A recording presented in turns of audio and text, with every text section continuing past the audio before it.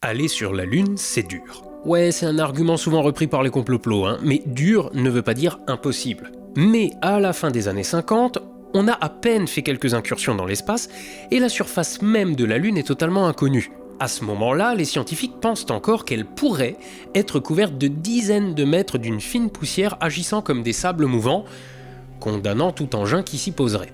Donc, dans les années 50, se poser sur la Lune, c'est encore un très gros challenge. Mais la course à l'espace est lancée et il faut se fixer des objectifs. Et comme on n'est pas sûr qu'y envoyer un homme est possible, on cherche des alternatives pour épater le monde entier.